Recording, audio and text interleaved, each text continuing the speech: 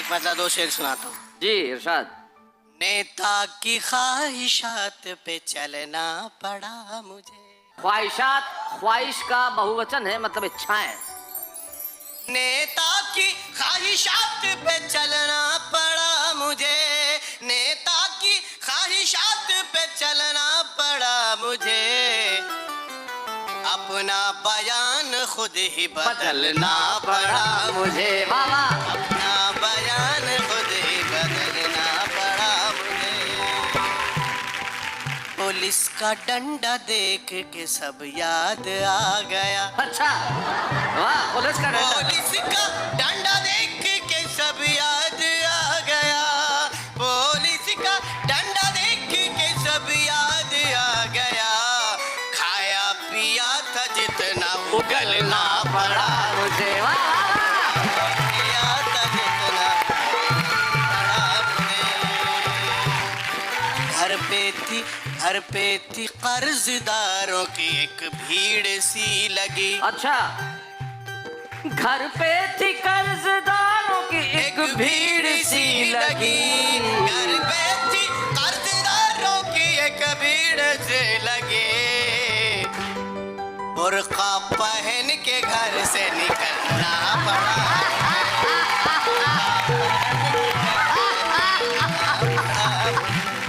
बुर्का पहन के घर।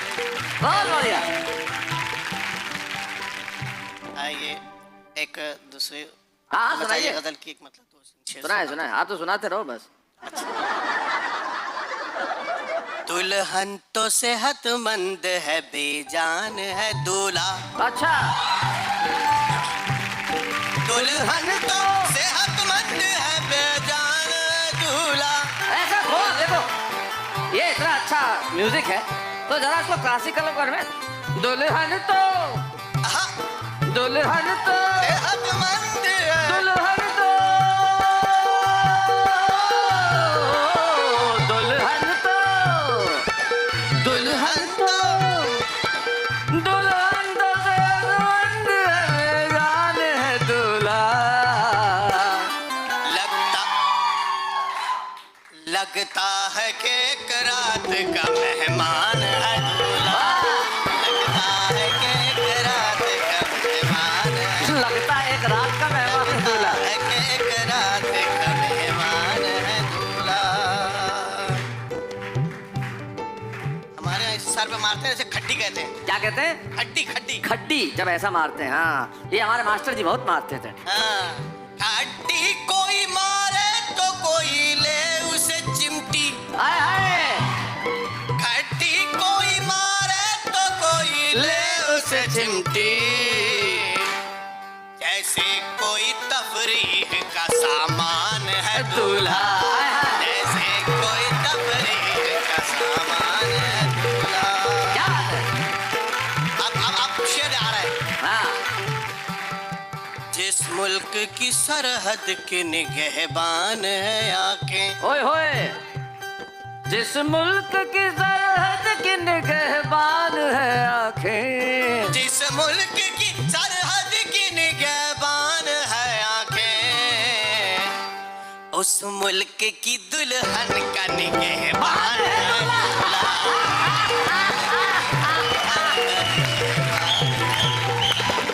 उस मुल्क की दुल्हन का निगहबान है दूल्हा।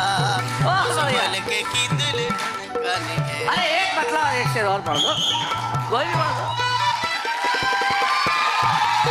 कल सुबह से, हाँ, कल सुबह से ताउम्र करेगा ये गुलामी। कल सुबह से ताउम्र करेगा ये गुलामी, लगता है कि एक रोज का सुल्तान है दूल्हा। लगता है कि एक रोज का सुल्तान है दूल्हा। लगता है कि वाह वाह वाह।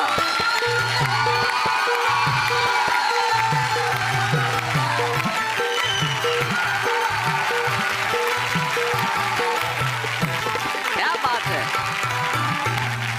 आहा, बहुत बढ़िया। सबसे पहले अपनी पत्नी को नमन करता हूँ, क्योंकि मैं अपनी पत्नी से बहुत डरता हूँ।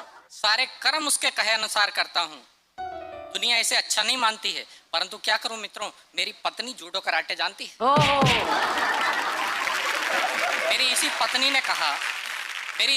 ने कहा कि लड़के का अंग्रेजी स्कूल में एडमिशन कराना है। मैंने कहा अंग्रेजी स्कूल में क्यों? बोली मुझे लड़के को कवि नहीं बनाना है। बहुत बढ़िया। तो मुझे लड़के को लेके अंग्रेजी स्कूल जाना पड़ा। वहां जाकर मैं लाइन में हो गया खड़ा। 4 घंटे बाद मेरा नंबर आया। उसके बाद प्रिंसिपल ने मुझे अंदर बुलाया। अंदर घुसते ही मैंने कहा, मैडम एक बात बताइए। बोली 1 से 100 तक गिनती सुनाइए। ये सुनते ही मेरे प्राण सकते में आ गए। मेरे अंदर के सारे कीटाणु भन-भना गए। मेरे चेहरे के भाव देख के उनकी कुछ समझ में आया। उन्होंने अपना क्वेश्चन थोड़ा घुमाया। बोली इसे छोड़िए, ये बताइए, एक तालाब में 10 मछलियां थीं, 4 मर के पानी के साथ बह गईं। तालाब में कितनी मछलियां रह गईं? मैंने कहा इस क्वेश्चन में सारी बातें सही थीं, मगर आप तालाब पे क्या करने गई थी?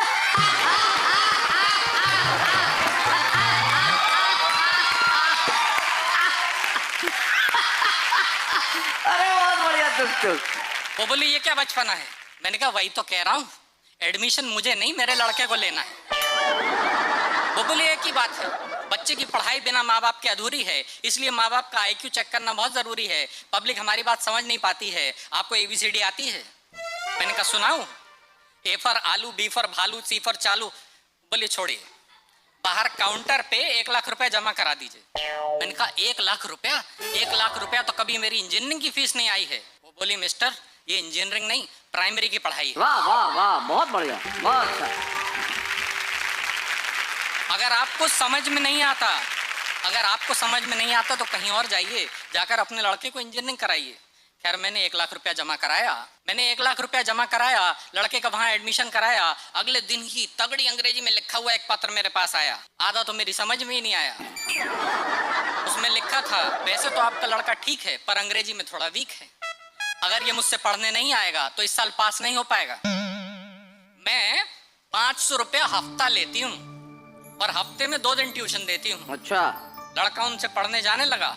2 ही दिन में ठीक हो गया, परंतु अगले ही हफ्ते इतिहास, गणित और भूगोल में वीक हो गया। अब मेरा लड़का लगातार प्रोग्रेस कर रहा है। 6 घंटा स्कूल में और 6 घंटा ट्यूशन पढ़ रहा है। वाह वाह वाह वाह, बहुत बढ़िया हरजीत, बहुत अच्छा। और उसे पढ़ाने लिखाने का हुआ ये परिणाम है। आज पढ़े लिखे बेरोजगारों की लिस्ट में उसका भी नाम है। भला हो परिवार नियोजन वालों का, जिनके कारण एक ही लाल है, जिसे पढ़ाने में ये तुक हो गया कंगाल है। क्या बात है। जहाँ कमर टूट जाती है एक बच्चे को पढ़ाने में, सदियां लगेंगी उस देश को साक्षर बनाने में। क्या बात है, वाह वाह वाह हरजीत, क्या बात है, बहुत बढ़िया।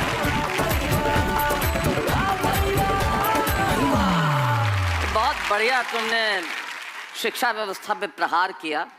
निश्चित तौर पे ये जो आजकल की तथाकथित अंग्रेजी स्कूल्स हैं, जिसमें एडमिशन्स के लिए इतनी लंबी लंबी लाइंस लगती हैं, और कमाल ही है भाई लोग जिस तरह से ट्यूशन पढ़ते हैं। आपने बिल्कुल सही कहा, शिक्षा व्यवस्था का हाल ऐसा ही हो गया है। और ये जो पेरेंट टीचर मीटिंग्स, हमारे ज़माने में क्या है कि पेरेंट टीचर मीटिंग कोई लेना देना ही नहीं है। आजकल के माँ बाप स्कूल जाते हैं, हमारे तो घर पे आते थे मास्टर जी, और 2 थप्पड़ में सारी मीटिंग। खुद भी ठोक के जाते थे, बाप से भी ठुकवाते थे, और चाय और पी के जाते थे। मीटिंग खत्म, और रास्ते में कहीं मिल जाए कहीं ठोक दे मास्टर जी, क्या कर रहा है यहाँ पे। अरे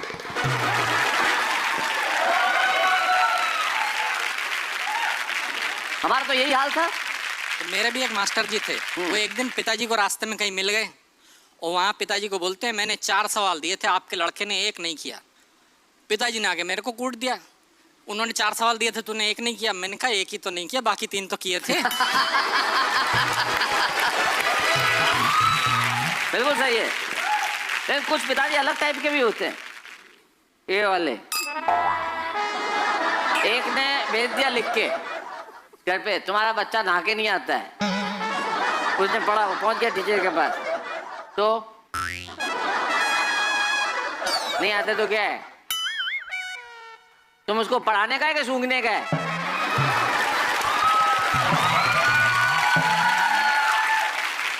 जिंदगी में व्यवहार बड़ा महत्वपूर्ण है। जितना महत्वपूर्ण व्यवहार है, उतना ही महत्वपूर्ण व्यवहारिक होना भी है। व्यवहारिक होने का मतलब प्रैक्टिकल होना। कुछ लोग बड़े प्रैक्टिकल होते हैं, जैसे आजकल के लड़के बड़े प्रैक्टिकल हैं। वो ऐसे किसी का फोन रिचार्ज नहीं कराते, वेरी प्रैक्टिकल। तो एक प्रैक्टिकल लड़का कहीं गया तो एक बाबा जी बैठे हुए थे, तो बाबा ने कहा दे दे मुझे कुछ दे दे। 10 रुपए निकाल के दे दिए इसने। अब बाबा खुश, बोले मांग, क्या मांगता है? बोले मेरे पैसे वापस दे। ये प्रैक्टिकल अप्रोच है। प्रैक्टिकल अप्रोच मोहब्बत में भी होती है। लड़की लड़के से बोलने लगी तुम मेरे लिए चांद तोड़ के लाओगे क्या?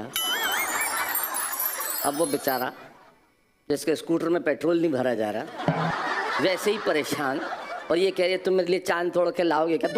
2-3 बार तो सुना उसने, तुम मेरे लिए चांद तोड़ के लाओगे क्या? तीसरी बार में झल्ला गया, फिर कहने लगा धरती के चक्कर का तेरा बाप लगाएगा? तो जिंदगी में व्यवहारिक होना बड़ा आवश्यक।